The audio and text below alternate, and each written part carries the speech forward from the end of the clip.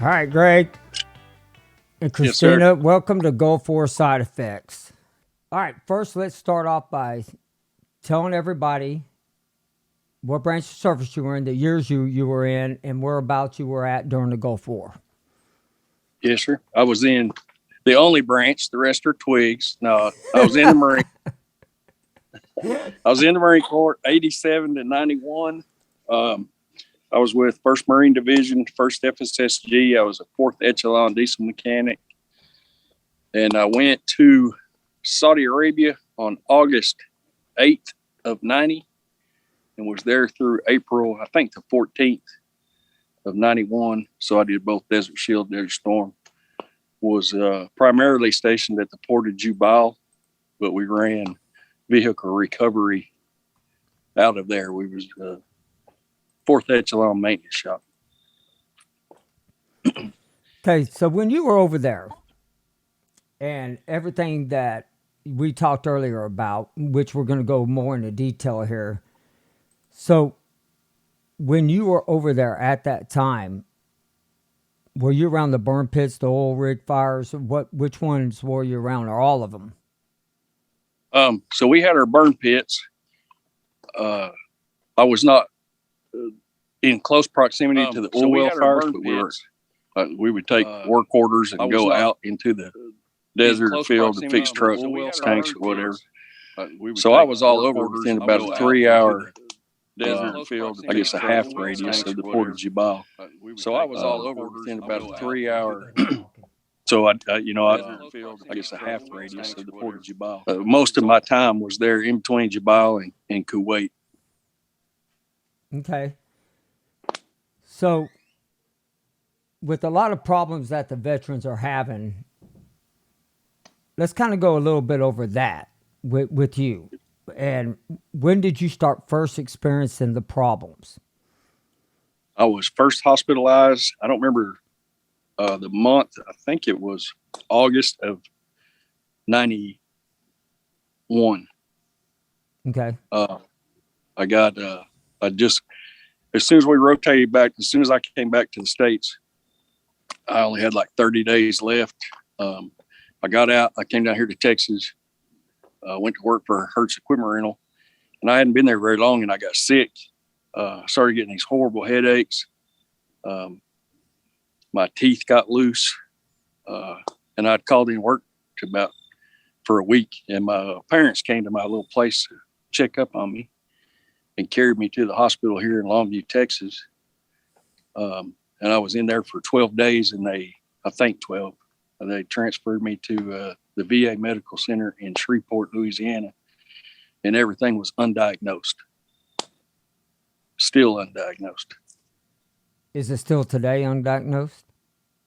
Today, the only thing I have, well, I say the only thing, what I have undiagnosed are spots in both lungs, both kidneys, my left hip, and 14 lymph nodes in my upper lymph node system. They called it sarcoidosis since 2018. And about 6 months ago, I got a new rheumatologist, and they're now calling it undiagnosed. Oh, it's not sarcoidosis. Are you kidding me? A No, bunch sir. of shit. Yes, sir. Yeah. But it's better than what it was when they first told us about that. They told us it was all cancer. Yes. That all those spots, both lungs, both kidneys, everything was cancer, and that I had weeks to months to live. And the doctor told him he didn't need an oncologist. He needed to have a long talk with his family.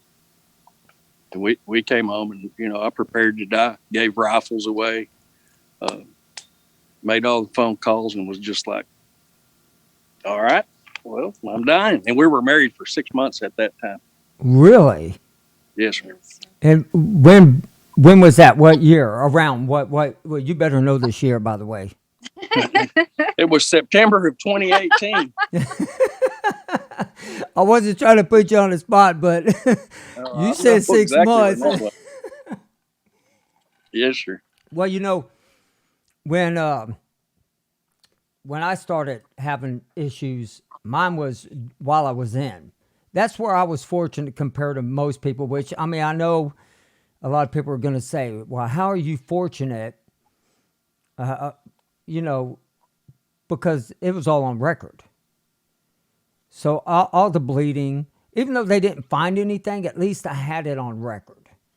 And Right. they kept saying, oh, it's GERD. GERD's the reason why you're, peeing, pooping, and have it coming out your nose and your ears. That's exactly the only thing that they kept saying. But I'll tell you what caught my eye the most. And I want to know if this for you. Back in the 90s, did you ever go to the VA and saw how it was then compared to 2018? Yes, sir. It was terrible, wasn't it? How they treated the vets. Well, they still treat the vets horrible at some VAs apparently, but that place was a dungeon back in '91. Everything was painted battleship gray, and it was, no ambient light. It was a horrible place to wake up to. I was transferred by ambulance we're about an hour from the Shreveport, what's the name? Overton Brooks VA. And I was transported by ambulance and woke up the next morning in this gray room by myself, completely different than where, my last memories, and was like, what the hell? And that place was horrible, but it's still horrible. It's not any better. They painted the walls, but it is horrible over there. Horrible. Yeah, I remember Houston when I went there. I wouldn't let my wife back then. There's no way I would have let them go. I mean, I wanted to care if they said, you got 3 months. I'd been like, hey, I'll stay there. Y'all, there ain't no point of going. Because, I mean, I remember walking in there and people were screaming for help. And they just walked right past them. Yes. Yeah, we had, Yes. it break your heart. Other dudes, there was 2 or 3 doors down from us every time you went down the hall, and all day long and all night long, you hear this man just going, help me, someone help me. Yes. It was horrible. Yeah, so they want to, instead of putting more money into the facilities and the research and, to help the veterans, because we're using a lot of outside sources now for research, which I'll get into that with somebody another time with Denise. But I don't know why the government doesn't fund us. I mean, you can cross the border and get separated from your family, $450,000. But hey, Yes, sir. your loved one can be separated from the military and away from you and pass away. You get 100,000, maybe 200. If that, and you can prove it, and you've Right. dotted all the I's and all the T's and played their bureaucratic bullshit that they have. Exactly. And that's what needs to stop. Yes, sir. All that needs to stop. I know, have you done any of the researches that are out? Since the early '90s, sir. Okay. They're starting to come out with more research for us veterans. And that's the one thing that, to me, I'll tell you, 2016, I lost my insurance to Blue Cross Blue Shield. And I got a phone call. They're like, hey, we're dropping you. And I'm like, what? And they're like, yeah, you're under Obamacare. I said, okay, who's my insurance? They're like, the VA. I went, oh, hell no. I begged them. I was like, look, I'll double payment. I'll do this. Just don't put me with the VA. Well, I had to go with the VA. It wasn't a choice. It was mandated. And I went in, and the facility totally changed. Now, Houston facility, because I believe you're talking about, was it Dallas, right? No, Shreveport, Louisiana. Shreveport, Louisiana at that time. And I tell you what, it was a huge difference. The valet parking, they had this. And they had all this stuff that was totally different than what it was. And I can literally say my experience from the start till now is 100% better, if not 500% better. But all VA systems need to work the same. Yes, Not just 1 or 2 or 50 or all of them. In every major city, there needs to be a VA hospital. In every county, there needs to be a VA clinic. And they need to allow us, instead of saying, well, if you can't get into your doctor for 30 days, why don't they give us an insurance card to let us go to an outside doctor to begin with. Right. And they started that recently. 2019, I think Trump signed something in to where we get out in town care, because I'm 75 miles from the Shreveport VA. Right. So, and you got to have a hospital in your area, blah, blah, blah. But they've sent us out to town to several. I've gone to some pulmonologists, a skin doctor, blah, blah.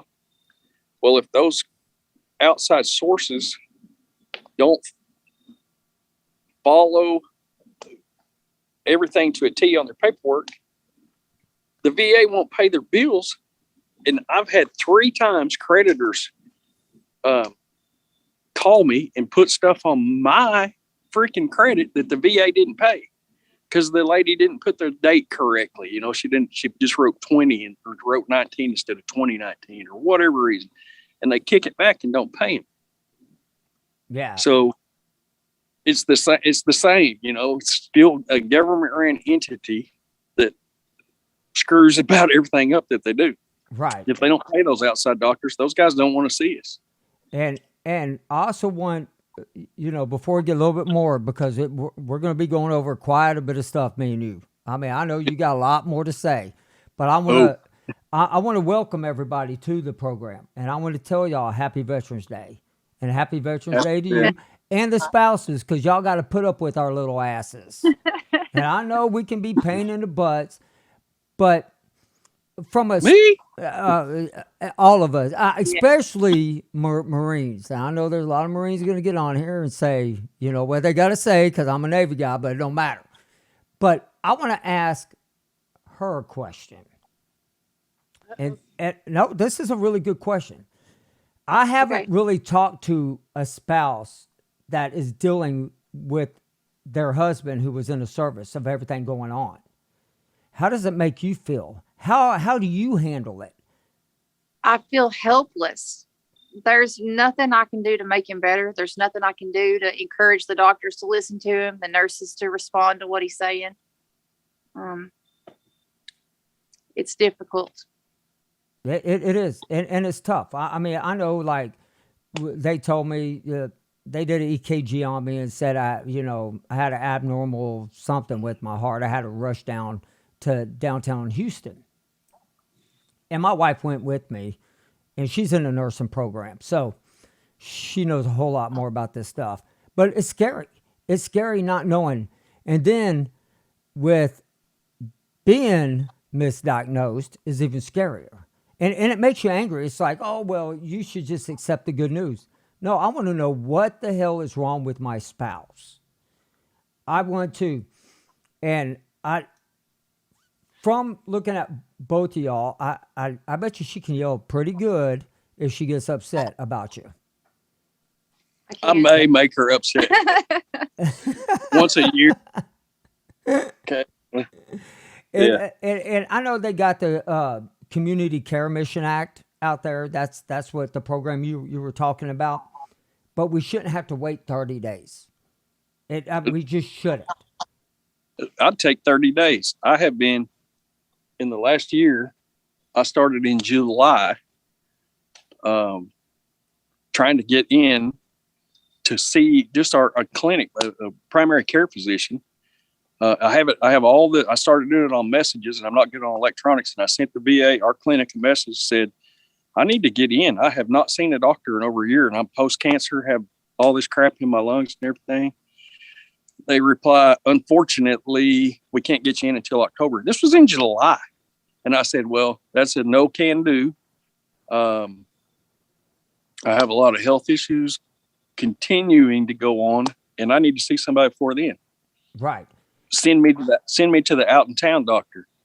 Never happened. And the lady's reply was like, I have screenshots of everything on my phone. The lady's reply was like, sorry, Mr. Wilson, we can't get you in until October. I will check with the out in town people, whoever they are. And I said, please do, because I need to get into a doctor. It never happened. They never got back with me, never sent me to out of town.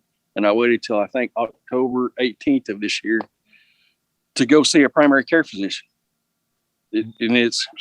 When I went in there, I lodged that complaint with her. She said, well, I'll get you out of town. And she said, we'll get you a sleep study and all this. This was October mid October. I still haven't got any. We're now November, whatever, the 11th. All right. I still heard- I can help both y'all with this. Okay. This is a very easy solution. The first thing that you need to do is get on the website, myhealthvet.com. Okay. Get on Yes, sir. there, send an email that way, a message.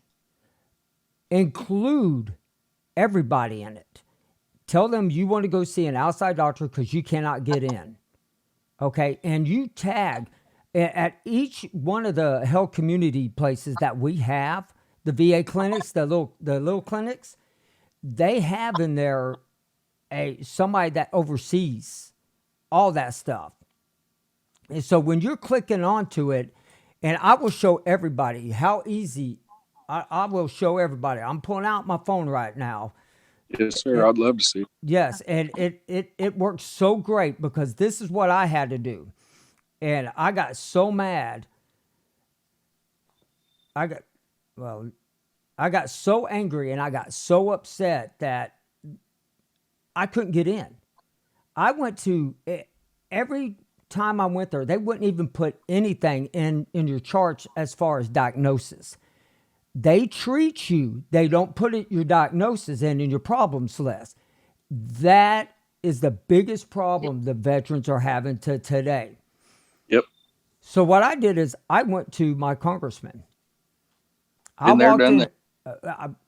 They now have inside there a VA a VA rep for us now. And you tell them what's going on. You tell them everything, and you say, you know what? I want to be seen. I want this. And let me tell you, they'll get right on the phone, especially since election time's coming up. And I mean, I tell you, I went to Kevin Brady's office, and I was so pissed off about that. I was like, this isn't fair. I didn't ask for this insurance. Y'all gave it to me. And so what you do, so we're going to get to the messages. You click on the messages and you go down, and let's say I want to write my doctor, which I won't say her name because I don't want to get in trouble with her. Right. And I want to write her back, and she's not answering me. So when you go in there and you press reply, it's going to go down. It's going to say message to who? And right on top, you're going to have everybody who is in that group with you. You're going to have your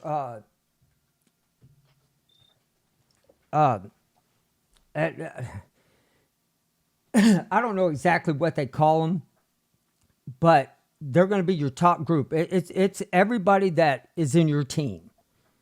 Everybody. And you Really? message everybody. It's in there. It says do your whole pack of your team.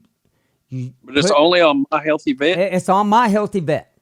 And Okay. But it also goes into your records at the VA that shows you were looking at it. So they have a representative that literally it will be in that pack and look at it and say, well, why is it this person being seen? Why isn't this person getting this? Your healthcare provider is the only one that can allow you to go outside for community health. A lot of people don't know that. You have to ask your provider. And your provider should say yes. If your provider says no, you go above their head. You start calling the head people at the VA. And I will tell you, you will get an answer. And Really? Yes, I'll help you with that. I will. I will help you with that. Matter of Please. fact, So technically challenged. hey, I'm technically challenged. You saw I couldn't set this up, but I've learned it. But I learned it through Conroe, at the VA clinic. And I mean, my doctors have been fantastic. They listen to me now. But I also will tell you that on the My Healthy Vet, you can upload all your messages, all your documents, every bit of it. Have y'all been on that website? I had My Healthy Vet for a while, I believe, back a couple years ago, they said, even on travel pay, they said, oh, you got to do it on your phone, got to do it on your phone. They screwed me out of 12 trips going over there. They just denied them. But the only thing I have downloaded on my phone now is va.gov. Okay. That's great too. I mean, I honestly will say that's great, but you need to get back on there, get your password, get back into that. That's got to be your first thing you do. So let's say this coming up Monday in the evening, you get it up. You're going to call me and we're going to do it step by step, and I'm going to show you how to do it. And Yes, sir. if there's any veteran out there that needs help with the My Healthy Vet and all that stuff, hey, y'all all got my email. You all got my phone number. I put it all out there for everybody. That's how serious I am about the Desert Storm vets or any veteran that needs help. I want to help them. Good for you. Thank you. Thank you. Oh, no, you're welcome. Hey, we all deserve it. Every veteran out there deserves to have their voice heard, medical care. I mean, every veteran deserves what they fought for. Their freedoms, their rights under the Constitution. I mean, that's what makes this country so great. And there's a gentleman on here too that you'll be able to go back and look at the comments, because I'm not going to take this down. His name is John on here, and he'll say he'll help you too. There's a young lady on here named Denise Nichols. She can help you. Did you get it? Right. Have you talked to Jimmy? I've not spoken to anybody named Jimmy that I'm aware of. That I sent you the message about? Oh, no, I never did. He called me. I was in the VA yesterday. In fact, he called me, and my cognitive skills are also failing. I have forgot to call him back till you just said that. Right. Well, we're definitely going to get you a hold with him and all that, and he'll help you through the process too. Everybody's going to help. Y'all aren't going to be alone in this anymore. Thank you. You're welcome. And I mean, it's frustrating. It's a pain in the butt. My latest claim is 450 days old. The congressman, the Texas Veterans Commission, I've used all of them, and it's on stalemate. And all they keep saying, all the VA keeps telling me is, we're waiting on your records. Well, I've given them all. I have my SRB, all my medical records, everything, and I've provided copies. Well, they've waited a year. We haven't heard from the Marine Corps. COVID.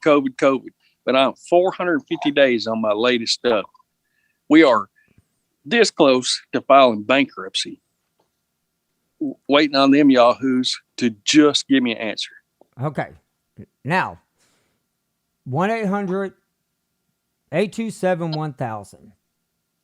On there, it's going to give you an option on there to ask about your claim. And I've called them and I said, what's the holdup? What's taking so long? Now, did you say you used a representative, or did y'all try to file it on your own? I used the local veteran service officer, which was an absolute joke. Then I switched to disabled American veterans. It was a little bit better, not much. I finally switched to Texas Veterans Commission, and everything. I've actually met a lady. I believe she's in Conroe. I met her online. We started Helping Heroes of East Texas Facebook group, and she got on there. She was the first person that really helped me about. Is her name Kay or Catherine? That doesn't sound correct. Okay. I would have to look. I can't remember any names. Well, see, I tell everybody, the Texas Commission, the VSO, our VSO and Conroe are awesome. Thank goodness.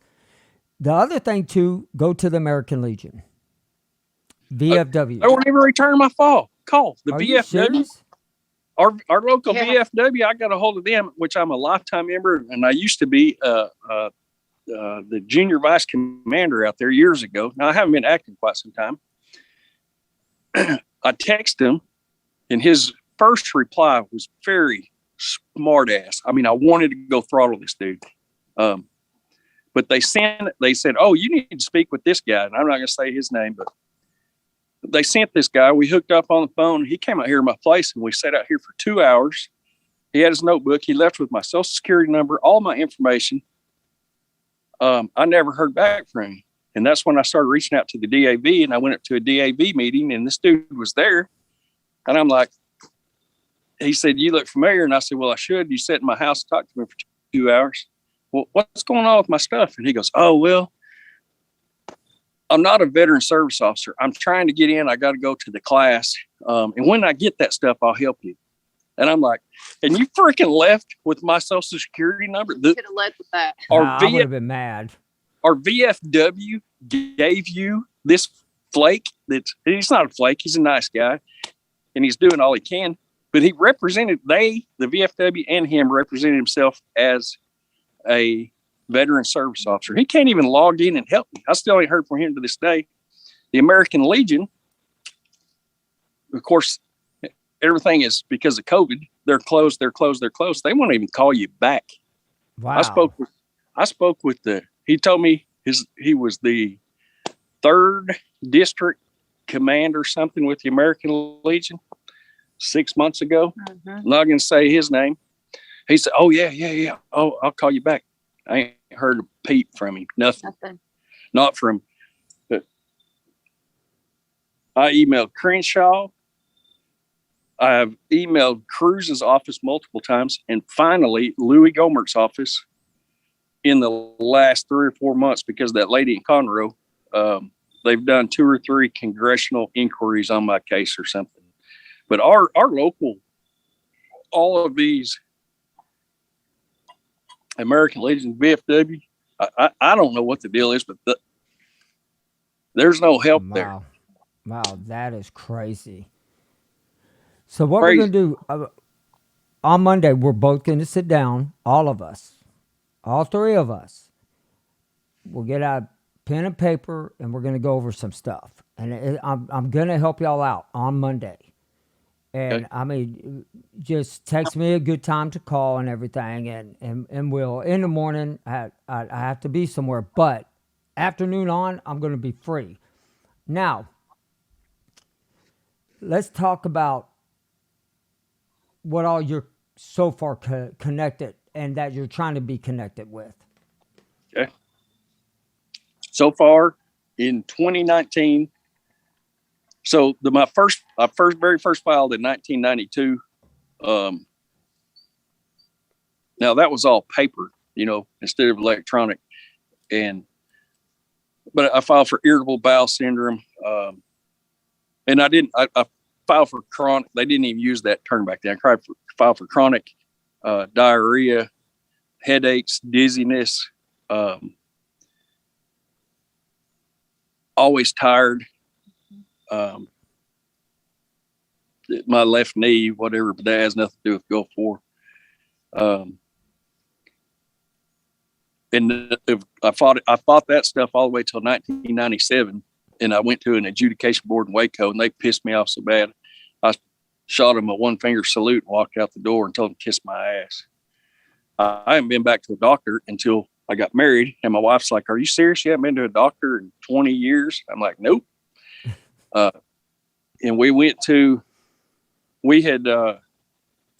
I just bought a local feed store in 2015, and could never afford insurance. I made a gamble, cashed out my 401k, and did what I had to do. Bought a feed store, and could not afford insurance. And she comes along and says, "You ain't been to a doctor in 20 years. You need to go to a doctor." The only option I had was to go to the VA, which it was a blessing. She was encouraging, because the first time I went, I told them about irritable bowel syndrome. And they asked if I'd had a scope colonoscopy, and they did that and found the cancer immediately. So it was a blessing how it all worked out. But I'm currently filed for. I'm 60% connected for chronic fatigue syndrome, which happened in 2019, and they gave me 10%. No, they gave me service connected sinusitis, but no. Yeah, 0. It's connected. And and that's it. Everything else that I've had filed on this last go around is cancer, sarcoidosis. There's 8 items. Okay. Headaches. Psoriatic. I have psoriasis, psoriatic arthritis. IBS. Did you refile for your yeah. IBS? Okay, good. Yes, Good. and it's this 8 bulletin point. This 8 claims that I have is what's 450 days old. Yeah. Plus, Yeah. right. And that's what, you know, when COVID started, that took mine a long time too. But I kept calling. I called the 1-800 number and talked to them. I'm and, warm out.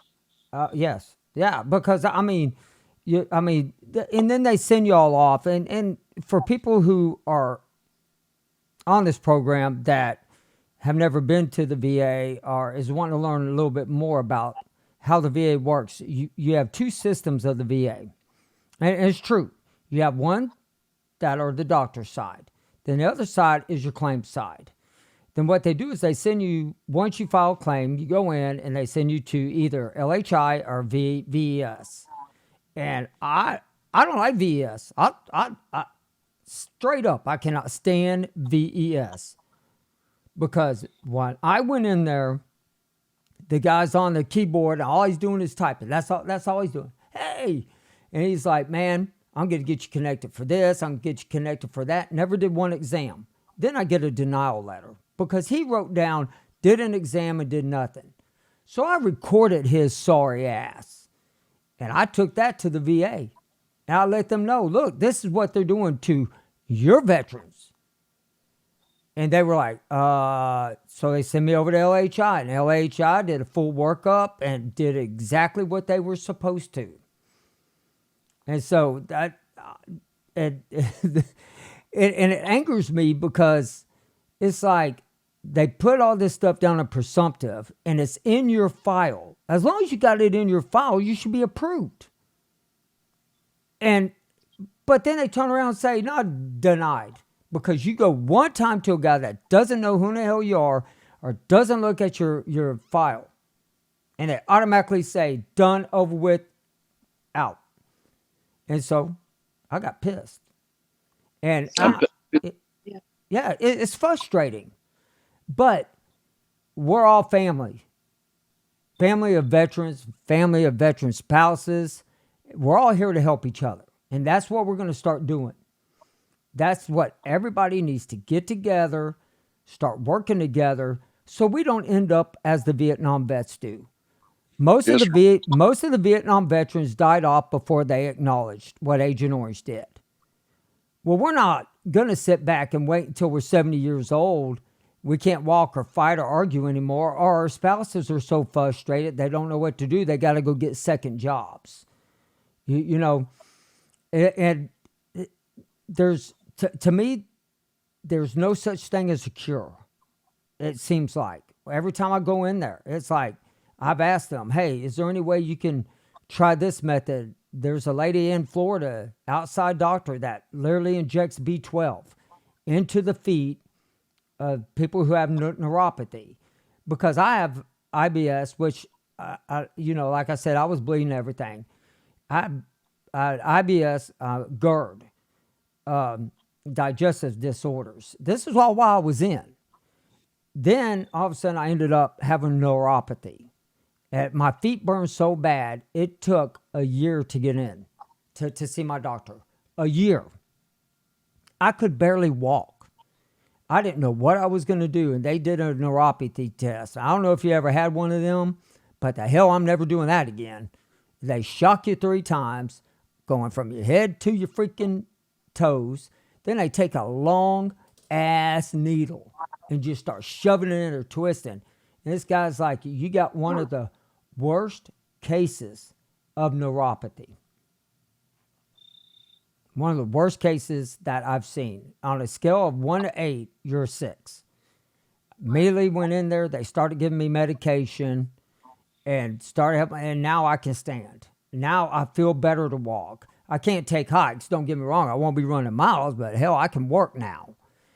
And so, and so them doctors finally got on the ball. And that's, anytime I've had 6 MRIs, I can't even tell you how many times CT scans I had. But I mean, it's amazing they find that stuff. But then when you go to fight, the verbiage has to be perfect. Yes. And it's a Right. bunch of shit.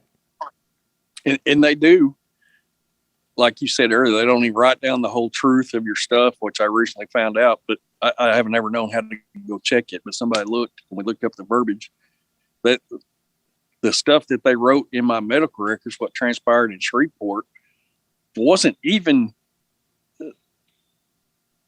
If you put a magic wand on it and sprinkle some fairy dust, you may get the reality out of it. Right. But they covered their ass with verbiage that it was basically a lie.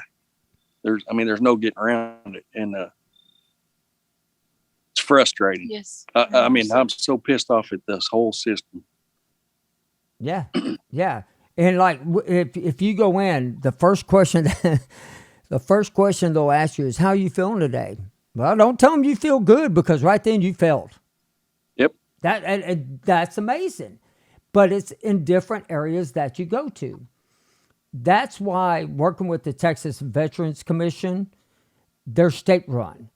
That money comes in to our local governments. So that's why they're more willing to fight than most of them. I mean, it's the truth. And Right.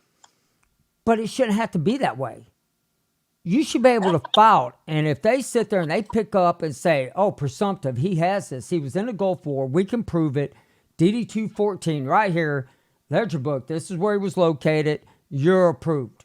If they had diagnosed you with it, you should be automatically approved. But that's You not would how that's not how it works.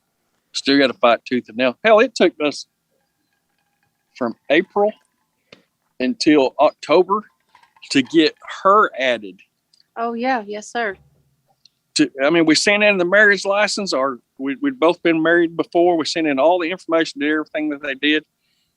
It took from April until I just got a letter and a little check from them, but it took us 6 months to get her added as a spouse. Hey, hush. Sorry, my dogs. No, it's all right. He probably sees a deer. Well, and that's what's good about this program, because the support group that I have, and let me tell you, I met all of them just like me meeting you right now. Yes, sir. I met Stephen, and believe it or not, me and Stephen met actually through a news broadcaster, a guy who was in Desert Storm. And I mean, and I talk to him all the time. He's my buddy. And John, I talk to John all the time. Denise, I talked to her this evening. Jimmy, I talked to him. A lot of the guys that I want all of us to be connected, all of us to stay in touch and help each other so we can help the other veterans. Yes, sir. And on the drive over here, and when we were talking, I didn't get to hear because I asked you to save it for the program, but talk to me about your hospital stay. I see her eyes close. Dude, it was It was a nightmare. an absolute It nightmare. should not. Mm-mm-mm. It started with we're at the feed store working one day, and we get a phone. She gets a phone call, and it's a little scheduler over there at the VA trying to schedule me for a colon recession surgery. Yes. And she's like, "Excuse me," and the other line rang, and I went to her desk and sat down, and one of my longtime buddies was in the feed store BS, and it's the doctor that did the colonoscopy, and he goes, "She's on the phone with the VA," and I'm on the phone with the VA, and this doctor, he goes, "Well, unfortunately, I got some bad news. We found cancer." And I just sit down. It's like somebody take the whole Right. took my Wind legs out out from cells, underneath yeah. me. And he tells me, blah, blah, we found 2 polyps. You have colon cancer. And I'm like, what? I didn't know it at the time, but I get off the phone with her. And at the same time, the other lady's trying to schedule me for a colon recession surgery and telling my wife this. And we didn't even know, we'd never heard cancer before. Right. The doctor we had not gotten the results back from the doctor yet. And the first time we knew something was wrong was when that lady called to schedule the surgery. So, and this was in September of 2018. And the next 2 weeks were just, I mean, I was driving to Shreveport nearly every day, doing all these tests, blah, blah, blah. And it's about everything was about 2 week increments. But about 2 weeks later, this little old girl calls me at the feed store. And she said, Mr. Wilson, we need to get you in to see a pulmonologist. And I said, isn't that a lung doctor? And she goes, yeah. And I kind of chuckled. And I was like, honey, you're on the wrong end. My cancer is in my colon. And she goes, it's in your lungs too. Would next Wednesday or Thursday work best for you? And I'm like, what? So I went and did a bunch of more tests. They ended up, sent me to take a PET scan. Drive back over to Shreveport. My truck can drive to the Shreveport VA by itself. I go over there and take this PET scan, and we had at our local clinic, my primary care physician, a meeting the next morning already scheduled. And Christina went with me. We go over there, and this doctor, he walks into the room. We're sitting in there, and he's got this piece of paper. I still have it in there. It's a computer printout, but he had written notes all the way down it. Red ink.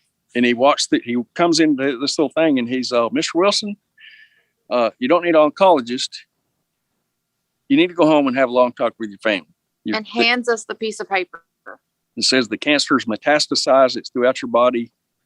She starts I'm in complete shock. We've been married 6 months anyway. Right. I was a little emotional. Right. That's what he picked at. And she asked him how long, and he just kind of shrugs and goes, we don't know, weeks to months. Blah, blah, blah. We went back I went to they wanted to cut one of the lymph nodes out of my neck. And I'm like, absolutely. So we went and scheduled that. And this doctor, towards the end of it, he was a Cajun. He had this big booming Cajun voice. I love this guy, man. He was awesome. But at the end of it, he goes, I got to tell you something. And he said, wait till that other doctor leaves the room. The other doctor left the room, and he goes, that ain't cancer. He goes, I've been 20 something years telling men bad news, and you did that. What I took out of your neck is not cancer, sir. And I came home, and I was like, I don't know if this guy's for real or not, but that man, I could tell by his body language, his everything, that he believed it wasn't cancer. And about 2 weeks later, we get a phone call, and it was, well, you only have colon cancer, which is wonderful news. Don't get me wrong. Right. But the 6 weeks leading up to that, however long the time frame was hell. Hell, absolute hell. And I actually filed PTSD with the VA for all of this treatment. We went to the hospital in October of 2018. Go into the surgery. I wake up. I'm actually in the recovery room, and I start waking up, and this dude, I'm in this huge fog, and I realize that there's somebody next to me. This guy goes, he asked his partner, he goes, does this guy have a birthmark on his arm? And he looks at me and goes, do you have a birthmark on your arm? And I'm groggy out of it. And I look down my arm, and it's like brown underneath the skin. And the nurse goes, holy fuck, his vein blew out. Because he asked me, he said, why are you awake? He's going, why are you awake? Holy shit, his vein blew out. So they pulled the IV out, put it in the other arm, and he says, I'm not supposed to do this, but I'm going to hook you up, brother. And he knocks me back out. Sometime later, I wake up. I don't know then if I think I was still in the recovery room. I wake up, and there's this big white male nurse, and I'll kick his ass if I ever see him. I will beat that man.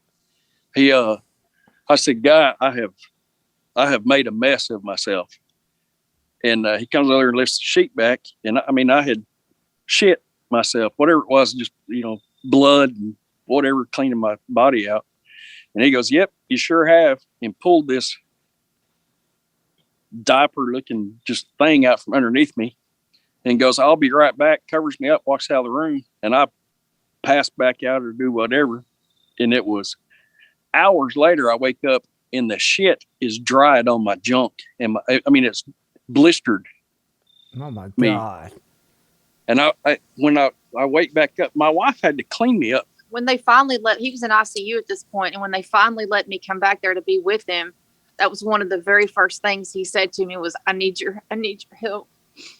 And so we got him cleaned up, and after I got him cleaned up and situated, I went and talked to a nurse, and it was of course, shift change had already happened. So the people that were there that morning weren't the ones that left him, but they were just in shock. They were shocked. And of course they were apologizing, but nobody came in to check on him for another hour or so, even after I went out there and talked to him. So, and I'll beat that man if I ever see him on the street. He has an ass whip coming. He left me for hours like that. They put us in a room, and I'm in constant pain, and I'm going, something's wrong, Jimmy. Something's wrong. Something is wrong. And that was after we got out of ICU. Yeah, I was in my regular room. Well, my gut started swelling up, and it got so distended. It took 8 hours to get that morning. I'm going, I need a doctor. Something's wrong inside of me. Something's wrong. It probably took 8 hours. I finally, a little old nurse or tech or somebody was walking down the hall, and I'm like, man, come here. You go get me a doctor, right? I don't care what the fuck doctor it is. Go get me a doctor and bring him in here. And this doctor came in, and he wasn't anybody I recognized or had anything to do with. And I told him something. My gut is blowed up. Like the staples are stretching. They're about to pop out of my gut. And I had already been to the nurse's station. I don't know, 5 or 6 times. We'd push the button, and I started just walking down there and looking somebody in the eye, asking for help. And go ahead. Sorry. No, you're fine. Okay. So we finally get this doctor in there. My regular doctor comes in, and I think it's evening time. I don't know. And he goes, oh, we need to get some x-rays. They send me upstairs, like 2 floors up to the x-ray. First off, they don't even they had no bedding or anything for her. And she wasn't leaving. She was like, I'm not leaving. They had to borrow sheets and a blanket. And a chair. And a chair from an upstairs floor. It was like the floors were competing against each other. Well, this is our shit, not your shit. We got her sleeping arranged. About 4 nurses come in. They throw me on a gurney. They take me upstairs to this x-ray room. They x-ray me. And this lady comes in afterwards with a wheelchair and goes, you need to get in this wheelchair. And I'm like, that is freaking impossible, man. I can't get in this wheelchair. And she goes, I said, I need a gurney. They brought me here on a gurney. And she goes, well, I ain't got a gurney. I got a wheelchair. You need to figure out how to get in it. And she went and got another lady, and they manhandled me into the wheelchair. We're walking down the hall, and this lady pushes me into a corner of the hallway. I'm about this far away from the wall, and walks off with another lady talking about the freaking state fair going on in Shreveport and how good the turkey legs were. And I'm saying, my gut is so swollen up. I'm in so much pain. He was having trouble breathing. Yeah, it was pushing up on my lungs. Finally, I hear footsteps behind me, and this male doctor comes up behind me and goes, well, where do you belong? And I'm like, I don't even know where I belong. And he read my tag, and he goes, how long have you been sitting here? And I'm like, I don't even know. And I'm livid, I'm pissed. He carried me back down to my room. Sometime that evening, these 2 doctors come in, and Shreveport, Louisiana uses a bunch of LSU student doctors, which is awesome. I'm glad they're getting the experience and all this. They came in, and they're first saying, well, we're going to have to cut you back open. Something's wrong in your gut. His intestine had swelled to the size of my forearm. They brought this little electronic pad in and showed me the scan that they had just done on his abdomen, and it had swelled to the size of his forearm. I couldn't even believe that's what was going on inside of him. And they had said, no fault of theirs. It just happened, but my guts got folded over on themselves. Well, it cuts off the blood and the oxygen to it, and they said your guts are dying, and that's why they're swelling up. They're bloating because they're dead. They get no oxygen, no blood, and they said we're going to have to cut you back open. And we sat there and talked about it. And I was inclusive in the conversation. Of course, I was highly medicated. And they said, well, we could. And I kid you guys not, they went down to the supply room, got some vacuum tube, some lube, some blue tape or some shit, and came back in the room and ran this 5/8 tube up my ass while I'm awake, up my ass, and tried to get up there to thread and fold the guts over. And it actually worked. While it's most humiliating and very painful. I mean, they just cut my fucking guts out. Now they're running this whole ass. But they hit the sweet spot and folded the first layer of the gut over, and the expulsion. Yeah.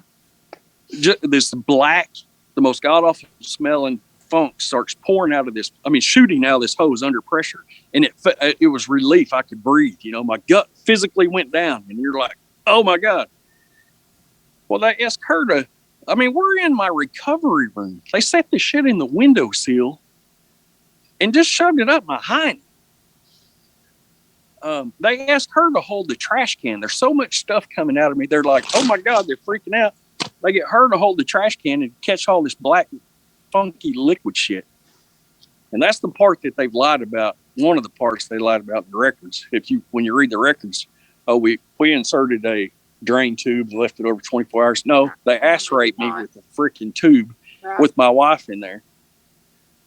And they didn't leave it in. As soon as everything stopped flowing, they removed the tube. There was no letting it drain for 24 hours. But they had that thing, I promise you, 4 feet up inside of me.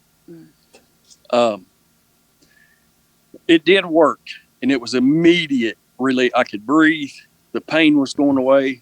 I guess, blood went back to my guts. Everything starts working. So the next day, you can't leave until you make I had to get up and pee the first time. I had to walk, and I had to poop. Was all the criteria I had to do. So the next day at some point,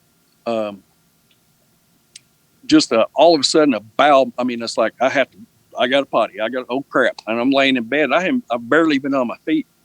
Well, I got up, I made myself towards the bathroom, but I made a mess the whole way. I left whatever that black funk was the whole way. And so there's a shower right there in my bathroom. I turned it on. There's no hot water in our whole wing of that hospital. It was cold water, the whole wing. So I rinsed most of everything off in this cold ass water, come back to bed, start pushing my button, trying to get a nurse up there.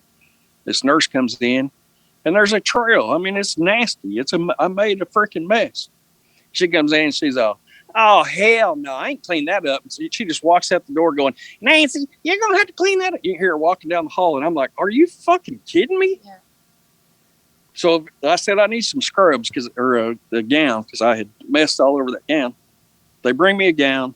I guess my wife must have been sleeping at the time, because she had not much sleep throughout this whole thing. Anyway, she comes in there in a little bit. They finally got a janitor to come in there and clean the mess up. My wife goes, what's in your pocket? And I'm like, what the hell are you talking about? And I look down in the breast pocket of this gown.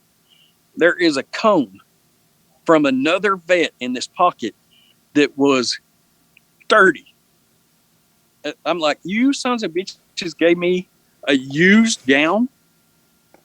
And I have pictures of all this stuff. Yes. It was horrible. The whole rest of the stay, they kept asking me. I'm locked up on the side of my bed holding on to it. I'm just in freaking tremors, and they're like, what? Hey, I hurt, and you son of bitches scared the hell out of me. And this dude treated their doors down all night long, help me. I had horrible reactions to some of their drugs, nightmares. Yes. Oh, my word. It was absolutely horrible. We couldn't get a nurse to come in and help him get up to go to the restroom.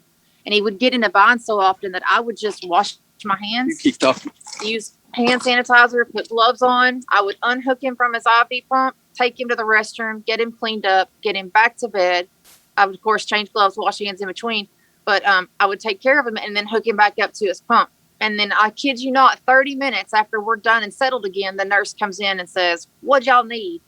They were rude. They were I disrespectful. And I can't tell you how many times he would push that button and nobody would come. And I would walk down that hallway to those nurses and ask them, please, just somebody come in here and just look at him, just talk to him. I And it am was so sorry y'all went It was through that. terrible. So sorry y'all went through that. I don't even know So- what the hell to say. Whew. It was a So- nightmare. So I tried talking to some people about this, and we were cautioned to be careful with the pictures that we took. So they came back and said I had to. Did I have to poop or did I have to eat a solid meal and keep You it down? had to eat and not vomit, and then they did also want you to have a bowel movement. So I think I was there on the third day. I'm going. Let me out of here. Yeah. I'm going home. I don't care. I'm going home.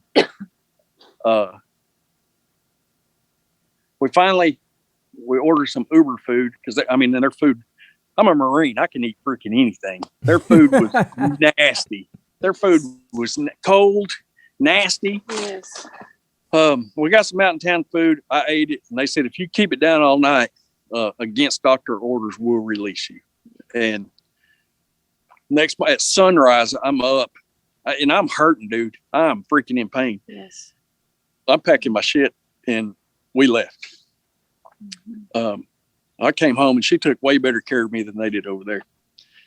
When I was finally able to go back over there, and I think it was 3 months or so, came home and recovered here at the house. I'd go back over there to my first appointment, and I went to see and I'm pissed. I'm pissed of this treatment. This is 2018, and they're treating us like freaking third world citizens. In a VA hospital, no fucking hot water. Are you kidding? No towels, no clean linens, Oh no yeah, that's bedding. something else. We asked for clean sheets, and she said we're going to have to go to a different floor to get the sheets. And then we had one lady that ended up helping us and got us clean sheets and clean towels. That lady was an angel. Yes, she an was. angel on earth. She was, and but she's the only one that helped us. So I went, however long it goes by, I go back over there. I'm walking on my own, went to the hospital, did my routine thing. And I went downstairs, I'd been asking around, talking, bitching, whining. And somebody said, you need to go see a patient advocate.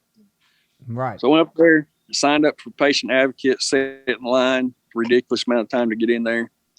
And this dude goes, I start telling him and I start showing him pictures, and he goes, Mr. Wilson, hold on. Let me caution you right now. This is a federal institute, and just the fact that you took pictures in here is against the law. And if you take this against the VA, they will ruin your life. That was that man's word. Yes. He said, I'm going to suggest you go home and forget any of this and don't show anybody those pictures. And I'm like, looking at the dude like, are you serious? And I have his card in my truck. I've saved it to this day. And that's real bullshit. he said, I have a case filed right now against this VA for all the black mold in the duct system. It's throughout this entire hospital. And I filed agreements with them, and they're ruining my life. I didn't take any pictures and all that stuff. So I left there just absolutely defeated. I have, since then, I can't tell you how many congressmen, governors, law enforcement officers. I called the Texas Rangers. Somebody freaking this is bullshit. And we still have brothers and sisters in that hospital being treated like this. Yes. And that, that's what pisses me off the most. That little old man sitting in there begging for help. And I know now he was being freaking mistreated. I went into his room. I couldn't help myself anymore. I had walked up and down that hallway, and all he wanted was something to drink. He just wanted some water. That's it. So I got that man some water. Oh, I and just want you to know, everybody on here is saying you're an amazing woman. Oh, She is. I mean, She is. to put up with the VA alone after being in the military, because I mean, they really don't, when you're in the service, they don't believe in what's called pain medicine. But when you get out, to be treated like you are nothing. Dirt mean, on the bottom of their shoe. Exactly. You know, now I am noticing lately they're starting to hire more veterans, which I think Yeah. that's good because veterans help veterans. But It's still, getting better. in 2018, it never should have been like, not even close to that. No. Never. No. I mean, It was horrible. and this is what this frankly pisses me off. I Me mean, too. this is what the whole world needs to understand. When we were over there during the Gulf War, they knew we were what we were exposed to. They know, and I'll probably have a black sedan following my little ass. I don't care. But they knew what Saddam used on us, what the anthrax shot did, what the P-tabs did to every single one of us out there, or they would not have been following 670,000 troops and sailors, everybody out there. Do you know Jim Brown? Have you ever read any of his stuff? No. He's a Gulf War activist, and he's got a lot of. I'm friends with him on Facebook. Follow his page. He's got a lot of documentation about all the stuff that they released. And one of his things is, the weapons of mass destruction that we went over there looking for, that we told America was not there. Well, they were there. The reason that they couldn't say, "Yep, there's weapons of mass destruction," is because we sold them to Saddam. He was supposedly on our payroll to do our deeds over there in the Middle East. Yeah. Well, he went rogue, blah, blah, blah. Well, according to all his documentation, we knew where the weapons were cached. And during the air campaign, that was our first strikes. So we blew that shit up. What we didn't consider, we didn't hit it hot enough. And all of the fallout came across that whole freaking desert, especially the southern region. And I can't tell you, we had all of our chemical and biological alarms go off. You could hear them from the Gulf up to us, getting closer and closer and closer, up to where we went to MOP level 4. Scariest freaking eating of my life is that shit going off. And I remember telling Dylan, "Dude, I can smell it. I can taste it. Holy shit, we're going to die. Well, they come through an hour later and go, "Oh, false alarms." We're like, the tape turned colors, dude. The alarms went off. We got from told the the coast. same thing. We got told the same thing. Oh, malfunction of the alarms. All of us. The whole All fucking of us. And how was that? Okay. So a couple weeks ago, I don't know if y'all have listened to any of the programs, but y'all go back and listen to when I talked about the chemicals used out there, mustard gas, sarin gas. But what most people don't realize is the square mileage of what we were exposed to. 1.3 million square miles of Yes, toxic chemicals. And then it was attached to the sand that we kicked up and breathed, and we brought home with us in our freaking duffel bags and in our pockets and all that stuff. Right. And then on top of all that, when you go back and you look, and they have the chart now of everywhere. That was over there, Bahrain, Jubilee, everywhere. But yet, you have to prove you were there, even though they got the documentation. Why do y'all think, everybody listening, why do you think the VA has all of our medical stuff from the Gulf War? All your paperwork is at the VA. It isn't in the archives. Every Desert Storm veteran is at the VA. You have to get all your paperwork at the VA. You know, and ironically, to way up in 1991, I got sick. I was hospitalized. They put me in the VA Shreveport. When we started this stuff in 2018, I requested my records from the hospital stay. I have all of my hospital records from Good Shepherd, the local hospital. I went to the VA, go downstairs, and that lady in the record goes, "Oh, yep. We keep them elsewhere, and I can see yours, and it was in Tennessee or Missouri or someplace." She said, "Here's your file number. I'll get it for you and mail it to you." And 2 months later, I got this legal envelope in the mail with a piece of paper that said, blah, blah, blah, no records found. So my entire hospital stay there in 91 is just gone. Are you serious? Magic. Yeah, magically. Yes, sir. Magically. Magically gone. Exactly. And But she said she could see it. she could see where it was. She knew where to request it from. And when my first hospital stay there in that Shreveport, I don't know how much I can't remember how much said, but we went over there. I'd been in our local hospital on a Demerol drip that kept me knocked out for, I believe it was 12 days. Go to Shreveport. My family came in. I mean, my family thought I was dying. My family from Oklahoma drove me in, blah, blah. The next morning I was on my feet. I was in a civilian hospital for 12 days with undiagnosed. I went to the VA. The next morning I was on my feet and they released me. What did they do? Right. What do they know? Right. What They know what everything we were exposed to. They know what's going on. Yep. I mean, it's the truth. And if they were to admit what they did to us, if they would just come out and say they got gas, they got all these, we're responsible, blah blah, it would bankrupt. I mean, it would bankrupt our federal government, I believe, and that's why they won't. They don't give a shit about us. We did their dirty deeds, and they're done with us.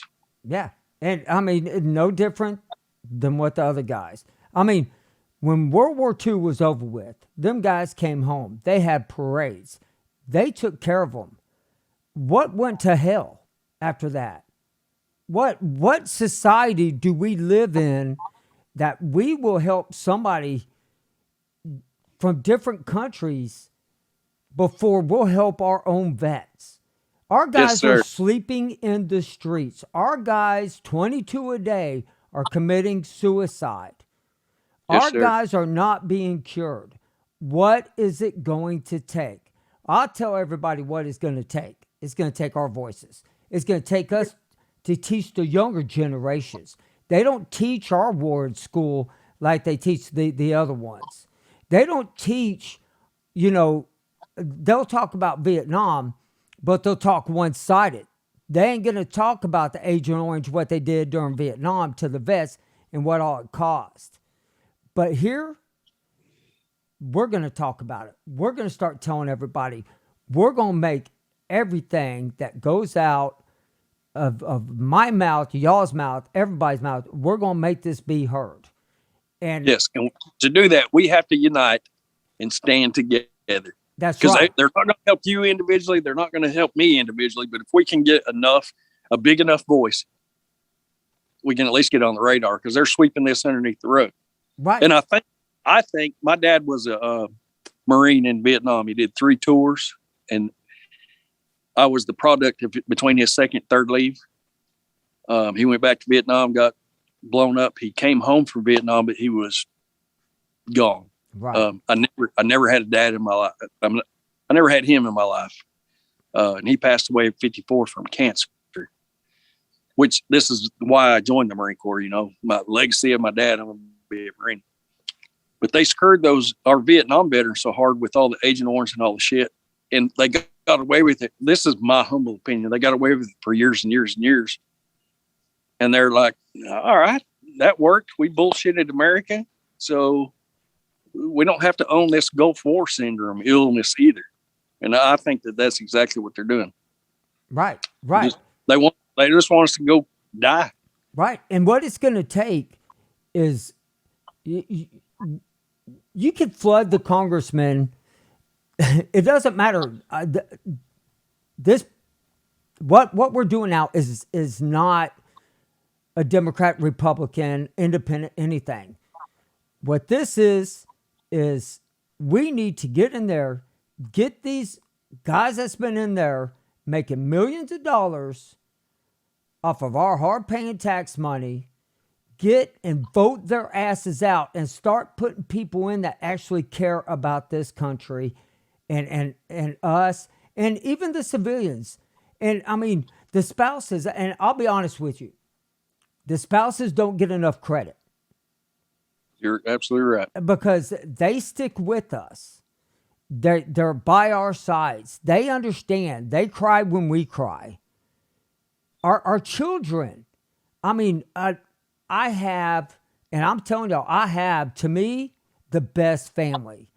From brother, sister, mom, dad, wife. I mean, everybody. I have them. And a lot of guys don't. So we need to have each other's back, help each other, talk with each other.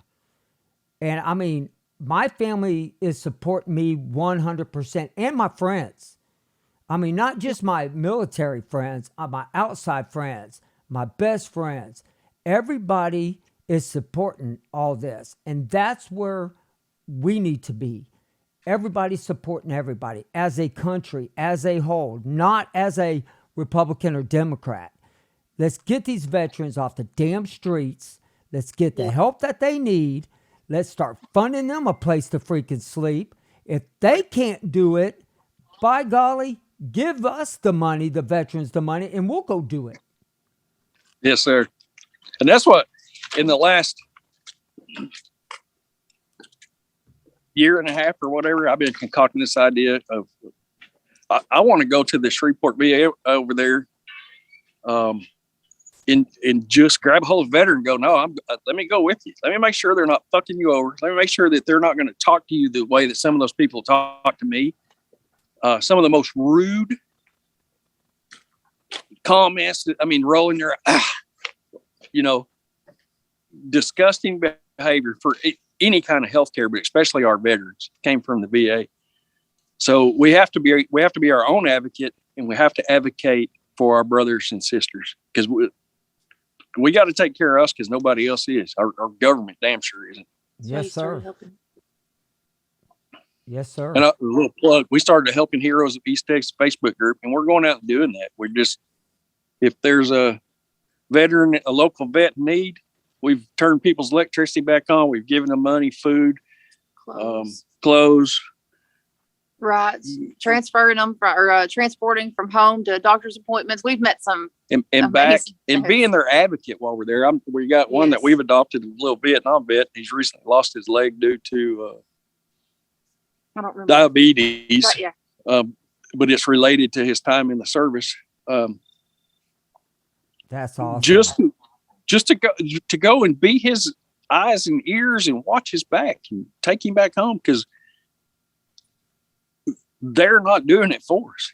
And then when you couple that with the knowledge that I have of how they're, and I don't think, people have argued with me and said, oh, that's impossible that they treated you that way. No, it's not. Go and with me. Right. Go with me. That's what you want to tell them. Go with me. Listen to them. I mean, I would love for the congressman's wife just to act like my wife and go into the VA with me. And I bet you she'd be like, that's bullshit. Yes, sir. I wish one of the congressmen's wives would step up and take that project on, or the congressmen themselves. But and my brother, not only was my wife there the entire time, my brother came to the VA hospital and stayed with us. So pretty much 100% of the time, I had a loved one right there with me. And both of them witnessed it. And they're still going, are you serious? We're all three going, yeah. Did this really just happen? Did that happen that way?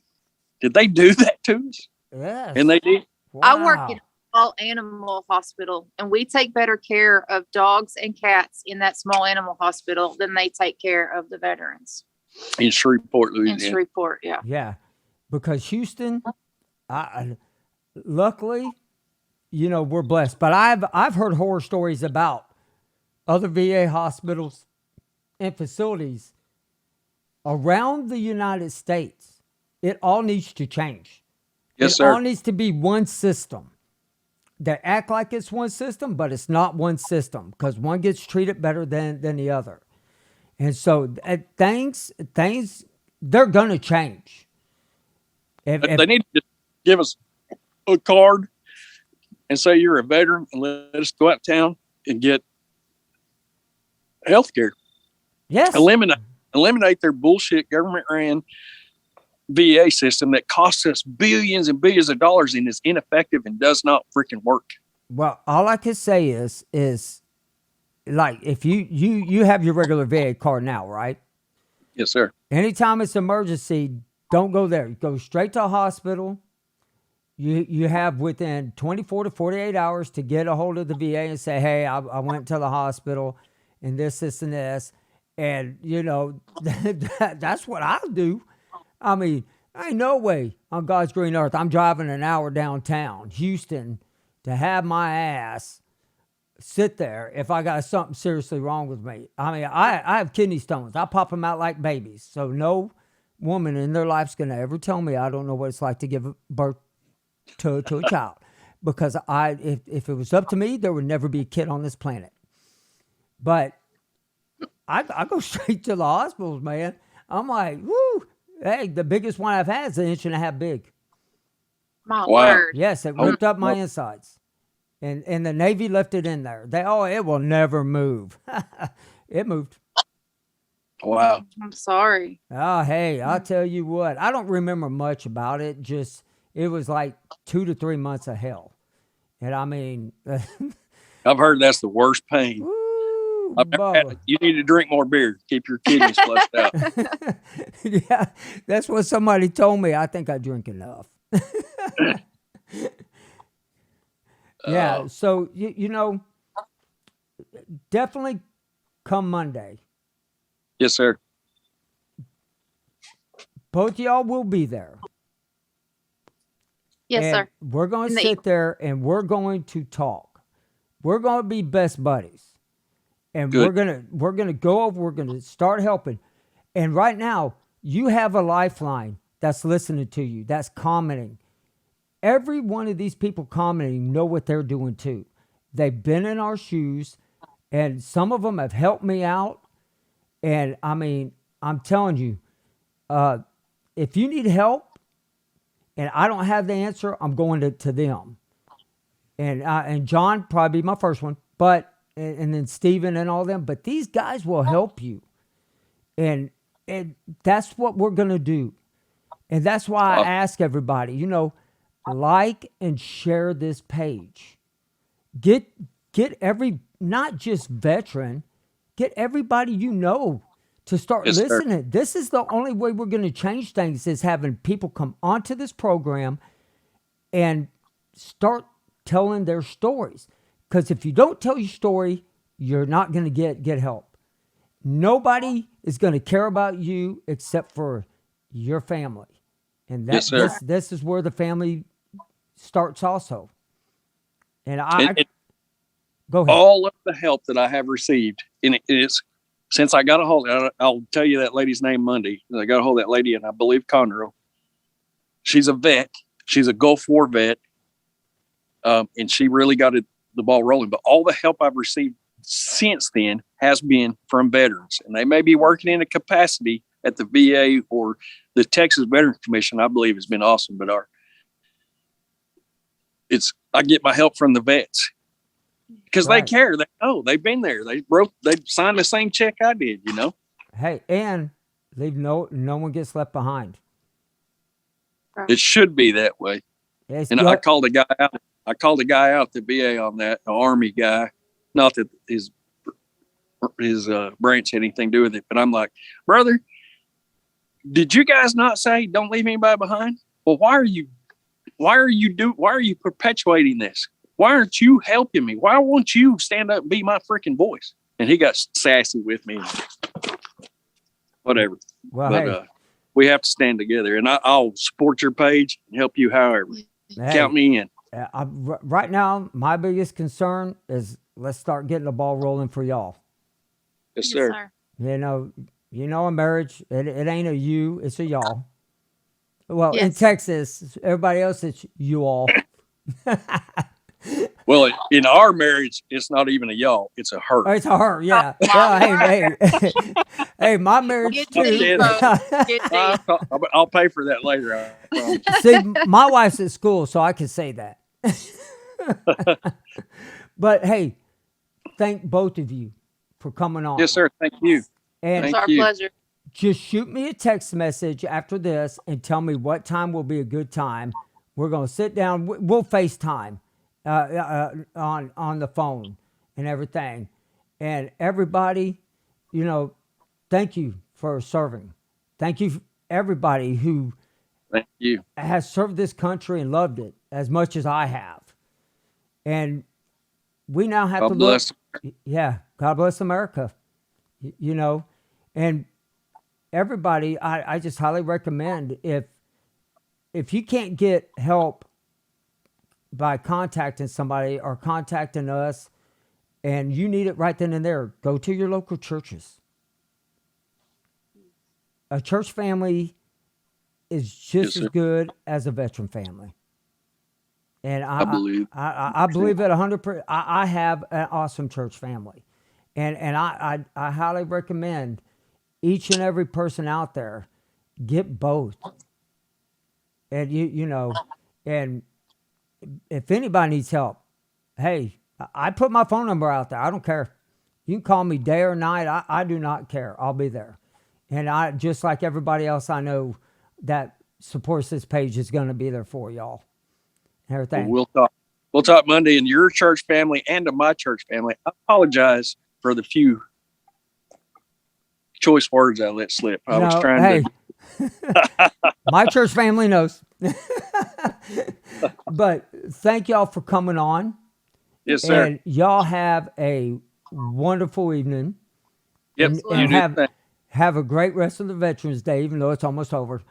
But We got a We fire got a going. fire and I got cold beer, sir. there you go. There you go. It's been my pleasure.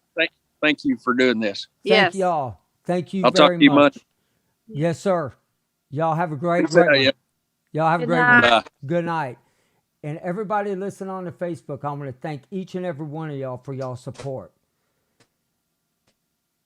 Remember, on Veterans Day, it's about all of us, each and every one of us that served this country. And if anybody needs help or anybody needs anything, email me at kevinsimon@go4sideeffects.com. If y'all need anything, I will help the best of my ability, but I do know that there are vets out there that I work with and I am talking to that will help you also. But y'all have a great night and God bless each and every one of y'all. Y'all please go to my website at go4sideeffects.wordpress.com or email me at kevinsimon@go4sideeffects.com. And please help support this podcast and the veterans by clicking on the link below. Thank you for your support.